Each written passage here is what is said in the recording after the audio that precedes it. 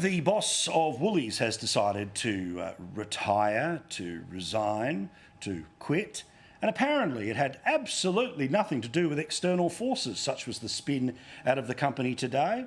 It had nothing to do with the fact that on Monday night the CEO was storming out of interviews with the ABC, who were pushing the union line that supermarkets are just more about profit than they are about prices, and prices are too high because the organisations want to make profit. But of course, anyone who walks away from an interview, it's always a bad look. And the idea that he walked away, well, it all resulted, of course, in him now losing the job, walking away from it, retiring.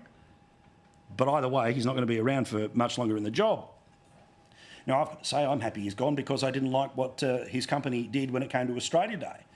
Not because of their decision to stock or not stock stuff for Australia Day, but the way in which they paraded their decision. That they were playing for woke points and they were punished by the consumer. So they've been copying it from all angles, and the CEO is gone. So good riddance. I hope whoever returns, if they don't bring back the merchandise, at the very least doesn't try to rub people's noses in it and then spends more time celebrating Lunar New Year than our own National Day. But such is the big woke corporates.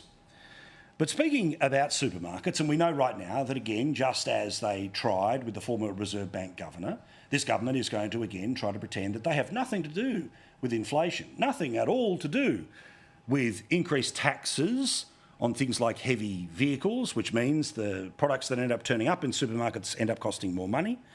Nothing at all to do with the cost of employees, nothing to do at all with the transition to renewable energies, which of course has pushed up power prices as we move from the system that works to the one that, fingers crossed, will into the future.